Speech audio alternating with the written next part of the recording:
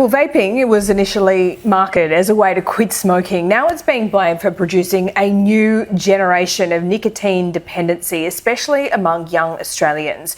According to the Cancer Council, at least a third of Australian teenagers have tried vaping before. Some principals say it's causing students to act out and become distracted at school.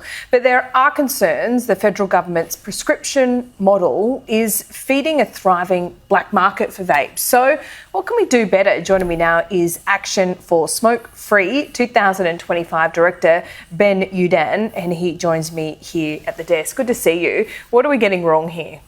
Well, what we do know is vaping is substantially less harmful than smoking. And I think what's been... Do we know that? Or? We do know that. Yeah. So there's been significant reviews of global evidence. And people smoke for the nicotine, but it's the smoke and the tar and the stuff that comes from smoking combusted plant materials that causes almost all the death and disease as a result of smoking.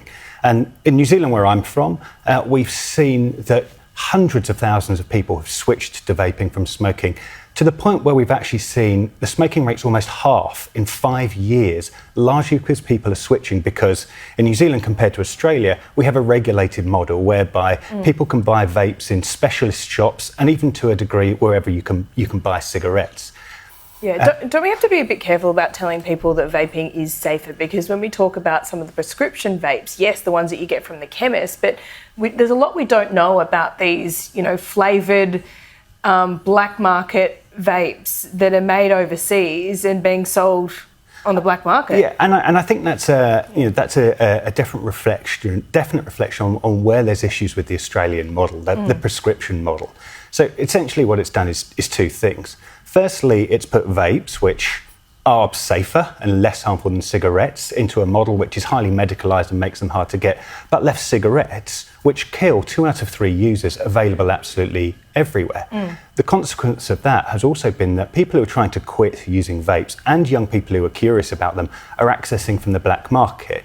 So unlike New Zealand, where we have a regulated model, we don't have any idea really what the provenance is of the products that are coming into Australia and getting into the hands of people. So whilst they're probably still less dangerous than cigarettes, there's actually no ability to, for example, say, well, the nicotine should be capped at this level, or you shouldn't be selling these flavours because we know that the chemical is more harmful than another chemical, or they shouldn't be named this way. So I think Australia is currently in a situation where I think you're in a bit of a lose-lose situation with your policies.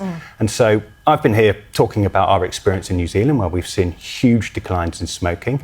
We have seen young people vaping, probably at similar levels to Australia, but I think the big difference is that we also have the regulations and the ability to crack down on how young people are getting vapes because we have a transparent market. Right. So you still, in New Zealand, are you still selling the same brands of flavoured vapes that we see being sold on the black market here? You just regulate them and tax them?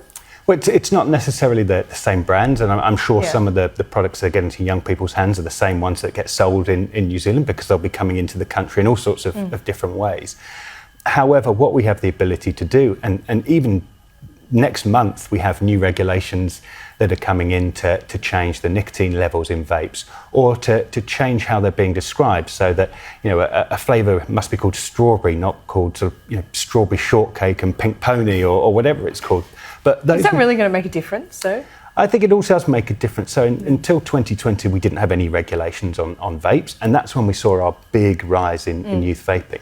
Since we've had regulations in place, we've actually started to see a significant year-on-year decline in the number of young people who are vaping regularly. And I think in part because we've got better controls. Well, if you have the ability to call something strawberry rather than, strawberry shortcake or whatever it is, why wouldn't you just go the whole hog and go plain packaging on all of the vapes? Well, I think if you have a regulated model, there's certainly a case that you would want to have fairly banal descriptors of the flavours and plain packaging. And I think in a regulated model, you can do that. And in a regulated model where the products are allowed to be sold and the market's not dominated by the black market, there's the ability to adapt as evidence comes and change how products are sold or how they're marketed.